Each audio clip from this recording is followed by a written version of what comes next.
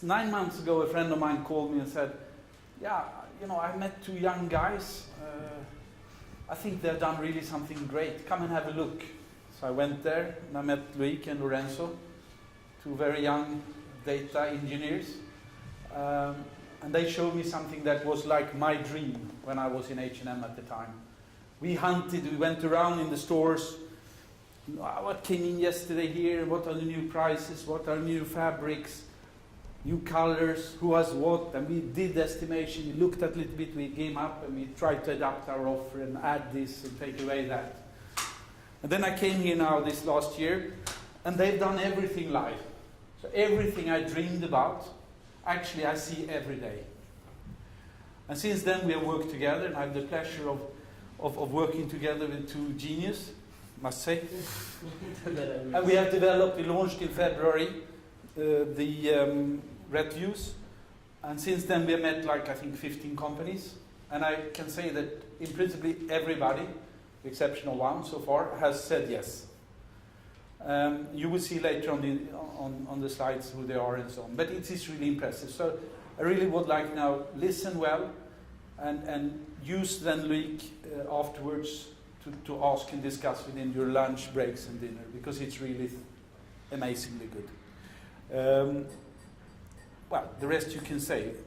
I mean, your links, you are also a teacher at Solvay in Brussels, which is quite a high school. And also we have done an integration or capital combination with Lian Fung in Hong Kong. Sure. Okay, so good morning everyone. So Michael made a very nice introduction about me. I will just add two things. So the first one is I basically have two big interests. The first one is, of course, in artificial intelligence, and that's what I was educated in. The second one is to get feedback from people who really value the interaction, especially of that type of crowd. So two things. The first one is I will try to keep it very short so that we can interact and do Q&A sessions afterwards. The second thing is don't hesitate to interrupt me if you any question that you might have. I think that when talking about artificial intelligence, what I understand the more I speak is that what's really interesting is to bring practice into the hands of people making decisions. So I won't I won't be doing some theoretical speech. I'll just show you practically first what we've done, and then what are the big findings that we've had from this year of practical implementation of big data for fashion retailers. So on the first thing, which is basically showing you how the platform works, I will directly go on the platform so that you can see easily what the platform is about. So Reviews is basically a platform. The good thing is that you don't have any data integration with Reviews. It's a website on which we are acquiring and analyzing with artificial intelligence information from the web. So people, our clients start using Reviews right away when they start working with us. So the first idea that we had with Reviews is to really build a library of all the products that are available online. So the first thing was to get all these products, and then what I'm showing you is the French mass market, but you can do it in any country, you can do it for any retailers. Here we took the main ones just for this demo. The first thing was to capture all products that were available online and to start interpreting the product. This is when the AI kicks in. Meaning that you can understand what's the color, what's the category, what's the price evolution, and this is all artificial intelligence that's doing it, because that's something that AI can do. The second thing, so that was first interesting, but the second thing was to say, okay, how can we start producing information with this information that we acquire every day? The first type of information that we were asked to produce is basically how are competitors structuring their collections. So here is on the French market, you have some of the main brands. We have Zara, Stradivarius, Pinky, Mango, H&M, Camailleux, Bershka. So these are basically big players in the French market. And the question that we were asked by our first clients was, could you reproduce the collection structure that are available online with the underlying assumption that online is a good mirror of the brick and mortar stores? And then you choose a time frame. Here, to be easy, I'm choosing last week. And a funny story about this, initially we were quite flexible in defining the time frame, But in the end, we understand that people are mostly interested in last week or last season. So we are packaging this, losing flexibility to gain friendliness in the usage. So what you see is basically how are these brands marketing their collection on the market. So that was the first finding, and then you can kind of, switch it the way that you like. So before it was the number of Refcos. Now what you have is basically the collection structure.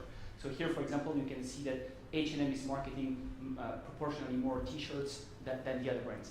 So then Michael came to our team and said, okay, guys, you know what I think would be interesting is to be able to visualize really the products behind the metrics. So then what we started building is the ability to produce graphs. And when producing graphs, you want to have the underlying data behind it that can be shown to the clients so that these fashion retailers that are mostly interested about visualizing products can go through the products and have this investigation of the product. Then another thing was to say, okay, that's interesting, but how has my product evolved through time? So meaning we had this product that was introduced on the day that should be shown there. That was introduced on the market on the 14th of July. And then this product has a specific lifetime. The good thing with data analytics is that once you are starting replacing human brains with robots, they basically can do the work very quickly and very cheaply, of course. So you can do that every day. And every day you start building the history of the product. So what price was this product put on the market? Then what was the availability of that product? So the SKUs, so how many SKUs were available? This is, by the way, on the work that we are doing with the Fungi investment as well, this is, by the way, one of the tracks that you can start identifying bestsellers. So what is selling good, what is being refilled, what is being added, some colors. So try to get some signals on what is selling good. Excuse me. Yeah, go ahead. Usually people keep SKU data very secretive. So how can you scrap kind of the number of SKUs they have from the web? Mm-hmm. Yeah, that is a very good question. So really the genesis of the project was to say, okay, you have a lot of data online. So this is basically the Pinky website on the data, which is all public data. What we are doing is that we are just using public data. So no data that's private. Yeah, but the SKU availability, how many SKUs they have are usually not on the website. Or how many SKU, yes, but not the volume of each.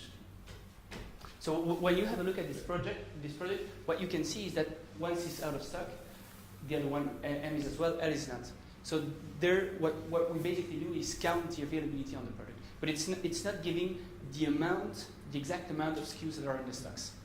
Is that clear? The SKU, yes, but not the volume of the SKU. Okay. Correct. But nevertheless, if you track that with discounts, you can start seeing how he's behaving on that product and whether it's a bestseller or not, whether he refurbishes, whether he leaves it go, whether he wants to get rid of it, or whether it's basic. With an artificial intelligence, you can add. Because also you can also measure the time from it came in until it was sold out. So in that way, we can, through data, we cannot say it is a bestseller. We can say that it's probably a bestseller. But it's interesting because so far what we've done is basically replacing the manual work that retailers are doing on market reporting. That was our case. I'll talk about that later, but the more and more we are discussing with retailers, the more and more we understand that this kind of information should be packaged in a kind of interesting product or bestsellers product, or should you buy more, or do you need to discount on another person? So we started from data, we suggested market report, and now we realize that people want answers. And I personally think, but this is my understanding of the market, that the AI work will stop at the answers, and then human will make decisions. But you will have data, answers from this data, and then human will still need to take the decisions, because this is my opinion. Other people will tell you something else, but I think decisions will still be made by a human. Next type of information that was asked for us to do is about the price. So basically, how am I pricing my collection? So let's start with, for example, Zara. So you can always choose the part of the collection that you want to get the data out. So here I'm just taking the overall correction so that it's simpler, but you could select the categories. So here is basically tracking how is Zara pricing its products on the price structure, and then you can start playing with the tool to see, okay, let's say I am Camailleux and I want to compare myself with Zara, and then you can understand real time, whenever it's needed, you can understand how your price structure is made. By the way, Zara, we often hear a lot of surprise because Zara is actually decreasing its price, but it's just not advertising its price decrease. And because we are tracking the price every day, of course we can see these prices decrease, and people tend to be surprised by the price decrease of Zara. And then again, what's really interesting is to go into the graph to see which are the products that are marketed at that specific price. So going into Zara Spain and then Zara Correct. Yeah, correct. This is actually something we'll discuss later. So you always have the photos wherever, which graphs you are, where you are. You can always take up the photos, and you can always go to the website on each reference. Coming back to the former question, the only thing you don't have Volume. is the volume. Correct. Where they are stressing, where they are putting the bets on which SKUs and on which categories. Correct. And the reason for that is that we're just scrolling public information, and getting into the private information is, well, it's just first not the case, and to some extent it's legally regulated. Once we know exactly what we compare and we know his volumes, then we can say, careful on this one, go on this one. Today, to us, every product is the same because the customer doesn't want to give us the volume. Today, he will give us that. It's going to be powerful at square root. Square root or square? Excuse me. Yeah. Still, you know if it's a loser or if it's a good or bad product. But that's because you have the time, Yeah. the life cycle of the product. Yeah. If a product is online for 1 week, it's very different that if a product is online for 7, 8, 12 weeks. So at least you know which ones are the good ones. And if I'm in a buying office, if I look at this, it's very easy to see that last week some companies, my competitors, they could sell those kind of articles, and I didn't have them in my stock, so that was a bad point. We bought. I mean, this is as close you can come to everything, because especially when you compare what you did before. So go on. a type of information that because of course we are tracking a lot what people are looking at on our interface. So what are the most interesting views, what they are basically wanting to know. Another view that's interesting is, and it's a bit surprising, is the panel color. So basically, how are colors evolving? And this is used a lot by buyers. So to understand how are the colors shifting. Or today's conversation really converges towards what we are actually seeing on the market. Is that this is very good to replace market reporting and do it real time. But what we can observe from the industry is that retailers are basically using or in need of two kinds of information. The first one is the seasonal information, which I think is quite close to this. And as Michael said, we've compared this with manual report, and this is, I mean, in our opinion, of course, as good as we can get. Then the other type of information is, okay, when I'm reassorting or reactivating my assortment, what is it that I need to know? And we added recently, last week, we added the market changes, which are basically tracking what are the new entries, what are the product that has been discounted, and if I go even lower, what you can see is what we call the featured products, which are basically trying to understand what product is selling well based on what we just discussed before. So basically, what product has been replenished? So a product that was out of stock, and then we've seen retailers have been replenishing this product. What product have seen an additional colors to the assortment? So I had a product with 3 colors, and then as a sudden I have 6. Which are these products? So the idea is to track this product every day and to feed the weekly report of the retailers with that information. And there you really have the difference between the seasonal information that they're interested to see, but that in the end of the day, as Shah mentioned, no one really wants real time. I mean, real time is not something that is exciting for people. They want a solution that fits their timing, and we do think, based on these observations, that there are actually two timings. The first one is the seasonal, and then the second one is the weekly, on which you want to know what has been popping up on your market. Just to conclude, I mean, on this, every week you can see exactly what all the competitors took in on ref level, in every aspect, color, price, etc. And you get it automatized with the photos. And then the idea is to give a way to read at this information. So first you can visualize the product, but then how great it is to see, okay, these are the colors that are entering into the market. So basically I'm seeing that Stradivarius and Bershka are entering black, Zara as well. Camailleux is entering a bit of black, Pinky is not, for example, and then Mango is. So this is basically giving you what type of colors are entering in the market. But the idea is to do this with what type of price, what type of patterns. So beside giving the product and giving a human interpretation, we can at some point give the interpretation on ourselves on the attributes that retailers think are interesting. So this product, I could speak about it during way too long. So this is a global overview on what the products are doing. What I can just say is that we are doing, of course, a lot of work on discounts. So basically, who is discounting at what rate at what time? We are doing fabric sizes. So there are other attributes that we could go on, but I think these are the ones that we see are the most valued by. And again, if I'm a buyer of bras, it's quite interesting to see what every week, what did my competitors take in, and what did sell out, and what were the colors coming in. So is it clear so far on the product itself? Yes.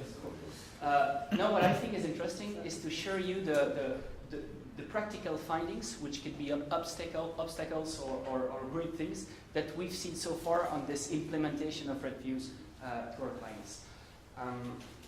I just selected the most interesting ones so that we keep short. The first one is that we observe, and this is probably nothing new for you guys because you know that much better than me, but because fashion retailers tend to be shorter and shorter in reassortment and in the way they manage their collection, we are fitting this need for up-to-date benchmarking. So we hear a lot, okay, I want to take decisions, but in the end of the day, I just have 4 seasonal reports, and I'm 2 months after the reception of this report. Is it still relevant to make my decisions? And we do feel that this updated information really fits a need that we observe on the market. So the graph is just to say that if you have a look at the market of trousers, the pants in the French market, and that you look at the data, so the number of refcos in the assortment and the average price between July and August, I mean, the market is completely different. It's completely different, and it's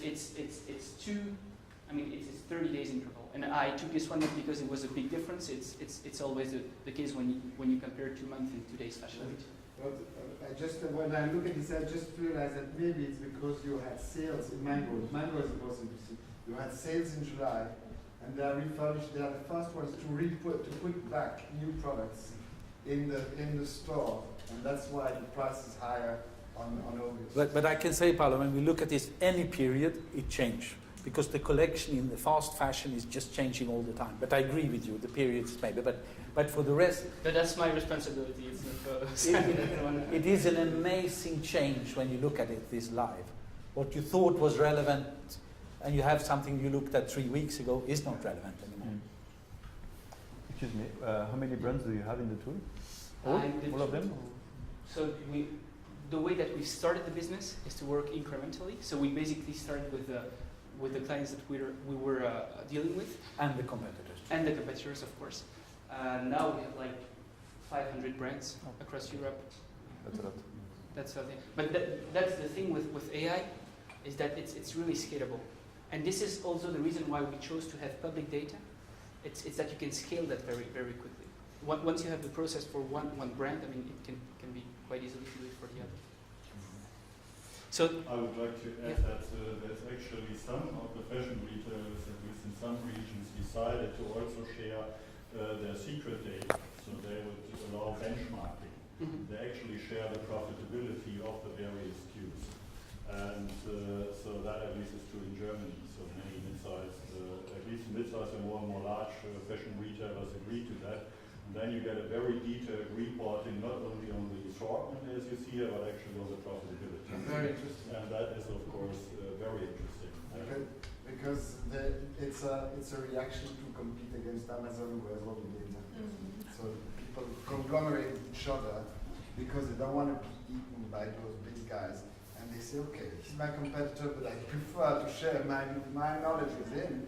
Otherwise, I'm not going to survive with only my data. And maybe you could integrate with Google Analytics in the future, because you have branch statistics there, so you can compare your data there and get new interesting insights maybe. No, that's correct. That's correct. But I also think but that's more personal. When I started in data, I was super excited by the open data trend, on which this is basically sharing information, and it's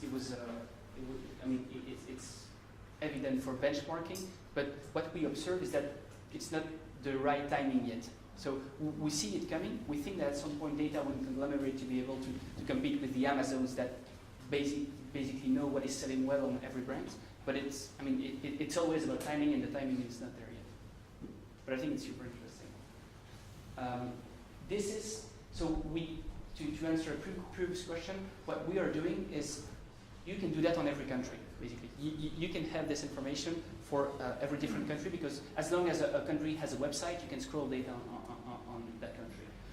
People tend to be really surprised by the difference they have in international markets. So this is a case that we're working with an underwear brand in France, and they wanted to compare. They're working quite well in France, but not in Spain. And the idea was to compare their pricing internationally. And they were really surprised to understand that even their competitors that are as well in French are basically changing the prices, which they are not. And then you actually have local competitors that are very different, which again changes the pricing landscape. I'm pretty sure I'm not giving something new to your mind here, that you have different countries, different pricing in different countries, but the thing that is interesting is that you can have a real-time visibility on the different price in the different markets. And this is something that in practice we see it's not done quite often, because it's complicated to have manual reporting on one country, but then once you need to gather them into several countries, it's even more complicated. And we tend to see a lot of surprise when people start comparing them internationally. And you can of course look at this on ref level. So you can compare a similar product between all competitors to see the real pricing in a lot of different markets. And if you take this example, if you just look at it, from a business perspective, Etam had 128 stores in Spain. Now they have 63. And they ask us the question, why doesn't it work in Spain? Honestly, if you're not aware of that you're more expensive in Spain and you're completely outpriced with your competitors, there is something wrong. But this tool gives you that every day. You can measure it on every level you want. If you open a new market, I don't see you can live without something like this. Because you open a new market and you want to study it, well, just go in and study it. You have all price comfort, you have everything there. Before you go to the market. Is it clear so far for everyone? Yeah. Interesting also, a lot of customers already have this behavior. They compare the same brand prices in different countries. Yeah. So if they see Canada Goose in Sweden, they look on canadagoose.uk. If it's cheaper there, they just buy this within the European Union. So it's a very common behavior. Yeah. So you have to keep control of your pricing strategy between countries. It's stupid to differ a lot. Yes. So what is now you have showed us the tool, I think we understand. So what is the reaction when you have shown this, and how many have you sold, and what is the retailer saying? Or maybe you come to that. Come to that. Yeah, but we can discuss it now. So on the first question, what is the reaction? Yeah. The first reaction is a lot of enthusiasm. the second reaction is that how does that create value for me? And then the answer is in the next the next slide, so I will wait. And the second one, how many? We've worked so far with 8 retailers, and the idea is to kind of keep it short during the few next months, so that you can be feed. I mean, you receive feedback, and then you move a lot. The interface has moved a lot based on what we are able to collect with the interaction. I have an additional comment on this. The reaction is also the people that were using data in a manual way, let's compare manual versus this, it's not maybe true exactly, are also very defensive because, and so the first thing they try to challenge is the accuracy of our data. They really go and say, oh, I have 24 items in this category, you have 26. This is, I mean, and they fight very tough, but I think it's the last fight they have. Yeah. no, because at the end, 24, 26 makes no difference. But and it's because the way they categorize stuff is not the way you categorize when you look at the website. So this is also something we see as a reaction in the market. Do you feel, I mean, out of the 8 customers, do you feel that it is more in one country or category? Do you feel it's more the market leader who are more interested in this, or more the second or third or fourth tier? Second or third. The reason is that... And why the market leader is not interested in this? So the first thing is, we started with the assumption that it will be more interesting for the second and the third. Because I think that the market leaders do have, I mean, I'm not sure, but I expect them to have similar things internally. Because they have like 200 IT guys internally, so I don't see how, or maybe it's not the case, we actually hear some echoes that would say that this is not present even to the market leaders, but my intuition is that it's more interesting for people that don't have 200 IT guys to put them there. And I just want to add one thing. I think that the, you know what I would say? no, but The opposite. yeah, but I would say that the Maybe. tool we Maybe. need to. For me, we have. I mean, you've done a fantastic job developing the tool, and I think we need to be ready before we go to the big ones. Also, honestly. So Maybe just a comment from, well, we are not mid-sized, but we are not Amazon, but we are pretty big. Yeah. We have one tool exactly like that in-house. Okay. But we combine it with our success data.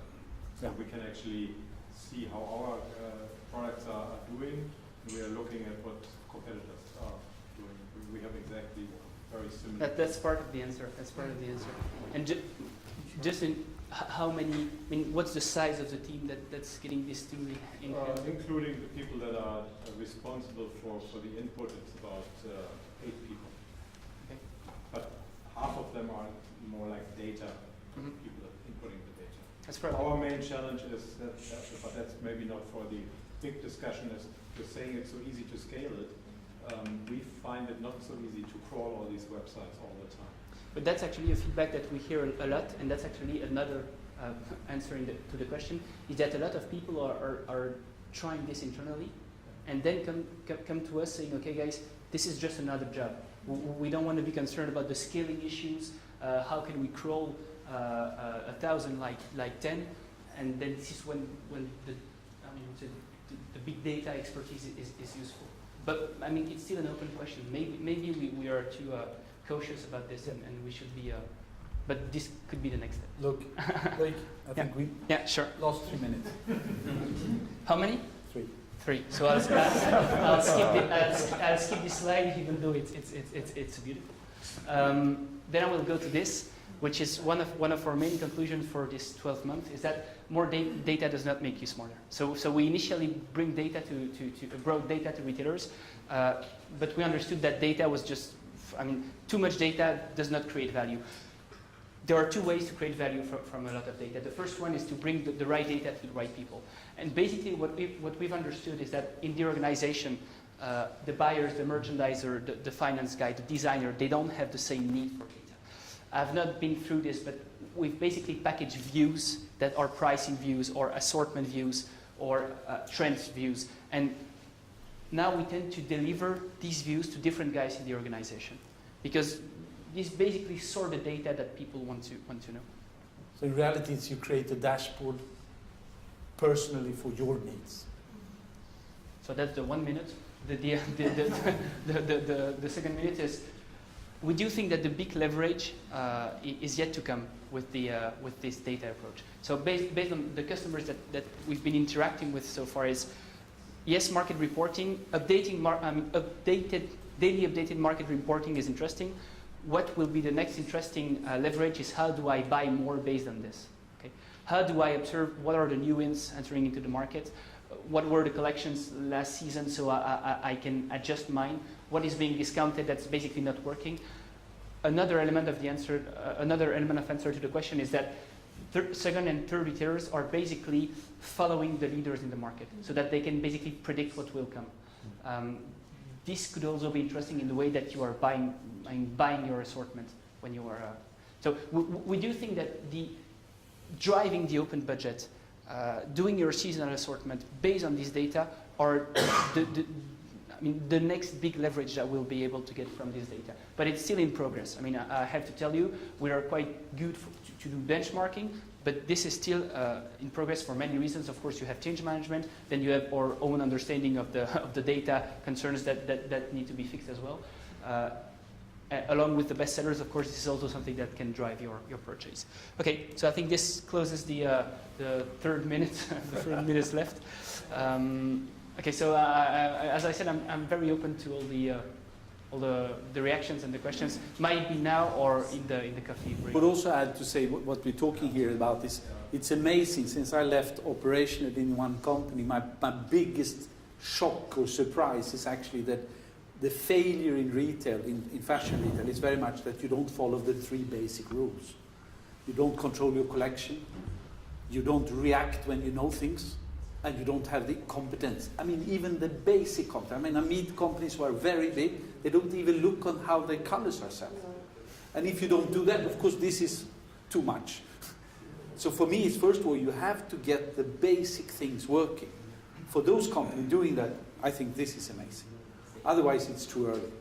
And it's amazing how many companies, and I mean, Jean-Christophe, we see them every day, how fail on the basic things.